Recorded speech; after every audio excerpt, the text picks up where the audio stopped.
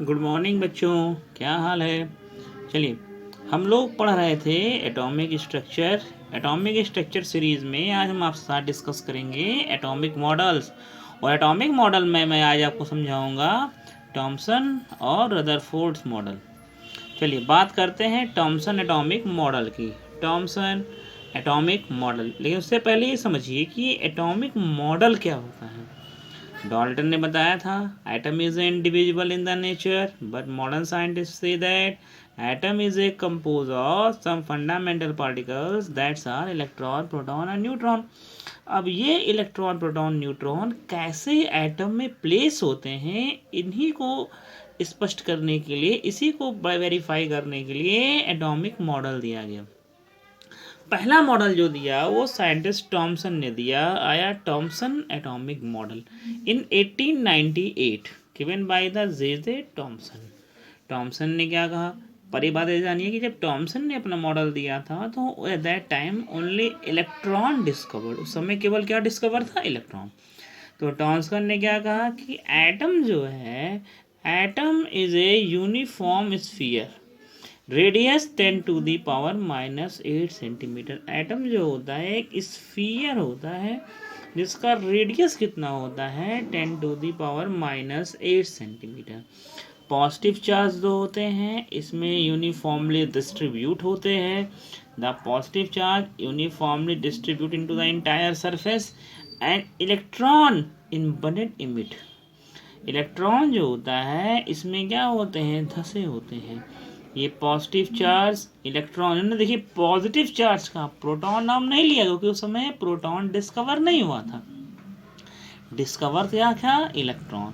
कहा positive charge जो होता है वो एटम में यूनिफॉर्मली डिस्ट्रीब्यूट होता है और इलेक्ट्रॉन उसमें धसे होते हैं। They are held, positive negative, they are held to they by the electrostatic attraction.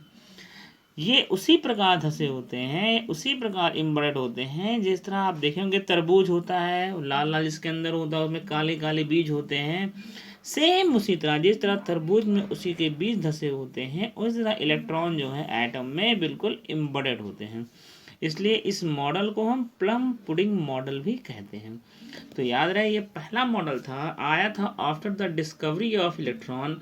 ये मॉडल ये कहता है कि एटम में हुए positive charge entirely uniformly distributed and electron embedded in it like the seed.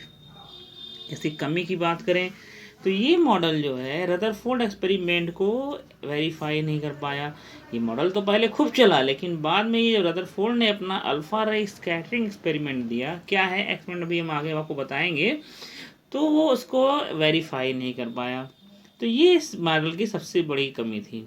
चलिए, रदरफोर्ड ने थॉमसन की मॉडल को कमियों को दूर करने के लिए एक दूसरा मॉडल दिया जिसको कहा गया रदरफोर्ड एटॉमिक मॉडल।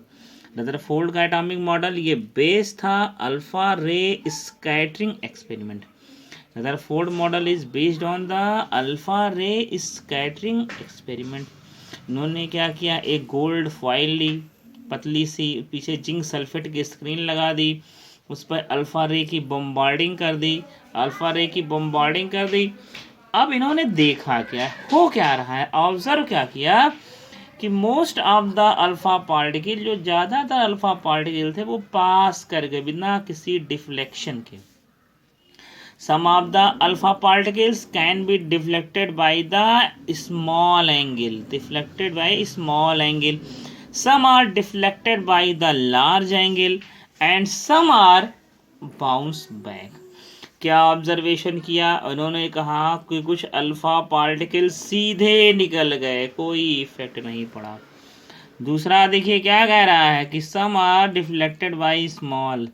तीसरा कह रहा है डिफ्लेक्टेड बाई लार्ज एंगल। और फिर कह रहा है some of the alpha particles are bounce back, कुछ वापस आएगा। जैसे मान ले 3 फ्रेंड हैं, मेला घूमने जाते हैं, एक को बड़ा पाव पसंद है, एक को फुल्की पसंद है, तो होगा क्या, और एक बेचारा उसमें व्रत था।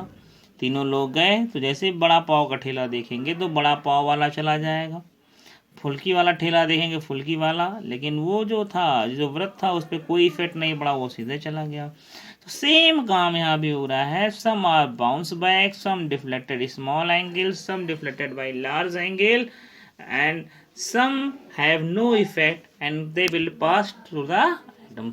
क्लियर? ये था अल्फा रे स्कैटरिंग एक्सपेरिमेंट। इस पर उन्होंने ऑब्जर्वेशन क्या किया। After this experiment the observation, तो आपको बताया इस पे कंक्लूजन क्या हुआ। कंक्लूजन क्या निकाला गया, कहा most of the atom will be pass, या most of the alphabetical part will pass, it means the atom is hollow, most of the part of the atom is hollow, खोखला होता है। फिर क्या कहता है, सम बाउंस बैक, बाउंस मतलब जो पॉजिटिव चार्ज होता है बिल्कुल सेंटर में प्रेजेंट होता है, that positive charge are called in the nucleus, जो कि उसी से टकराकर रेज क्या हो रही हैं, बाउंस बैक हो रही हैं। इन्हीं कंक्लूजन के बेसिस पे रदरफोर्ड ने अपना मॉडल दिया। रदरफोर्ड ने मॉडल क्या दिया, रदरफोर्ड ने कहा कि एटम है मेनली टू पार्ट्स, कोई भी एटम होता है उसमें दो पार्ट्स होते हैं, positive charge nucleus and around the nucleus in which the electron can be revolve, that's are known is the shell. इन्होंने कहा एटम दो भागों से मिलकर बना है, एक पॉजिटिव चार्ज न्यूक्लियस और एक उसके चारों तरफ से रिवॉल्विंग न्यूक्लियस जहाँ इलेक्ट्रॉन चक्कर लगाता है। इससे आप किसी शंकर जी के मंदिर में चले गए, सारी भीड़ कहाँ पे रहेगी, जहाँ शंकर जी की शिवलिंग स्थापित होगा, वहाँ पे ज़्यादा सारा मास वहीं पे रहेगा, बाकी को देखते हैं हम लोग कुछ लोटा लेकर मंदिर की तरफ चक्कर भी लगाते हैं। इसका मतलब क्या हुआ, some will be revolving around the nucleus.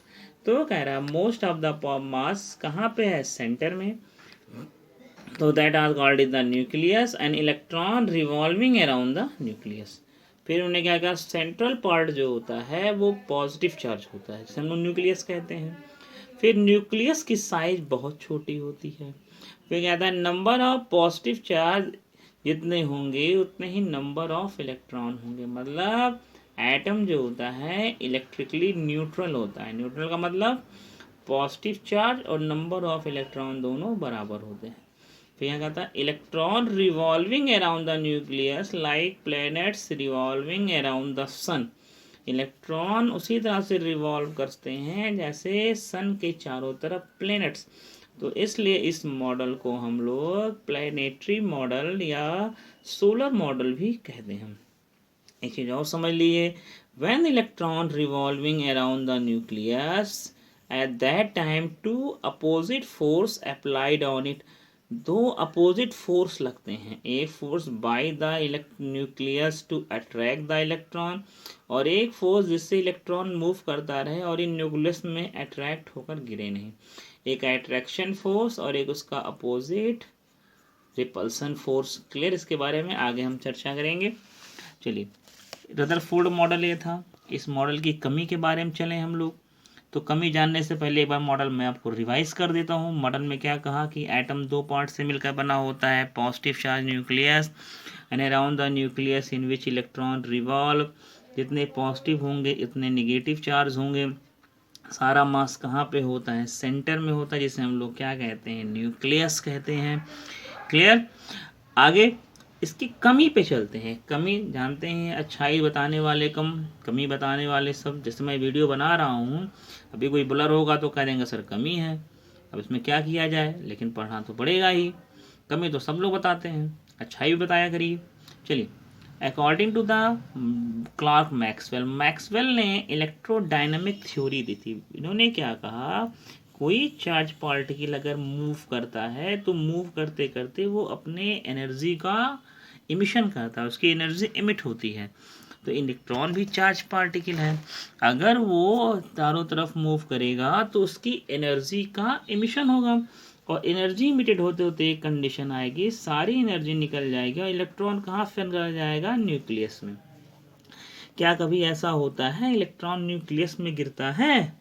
नहीं गिरता ना। बस यही तो पकड़ लिया मैक्सवेल ने। मैक्सवेल ने कहा this model could not explain the stability of A atom, कि इलेक्ट्रॉन न्यूक्लियस में नहीं गिरता फिर भी स्टेबल है। स्टेबल क्यों है? स्टेबिलिटी को क्या किया इस मॉडल ने रिप्रेजेंट्स नहीं किया। फिर नंबर 2, ये मॉडल ये क्यों बताता है कि पॉजिटिव चार्ज है, नेगेटिव चार्ज, पर कितने पॉजिटिव चार्ज है, कितने नेगेटिव चार्ज हैं, कितने इलेक्ट्रॉन्स हैं, कितने प्रोटॉन्स हैं, इनके बारे में कोई इंफॉर्मेशन नहीं देता।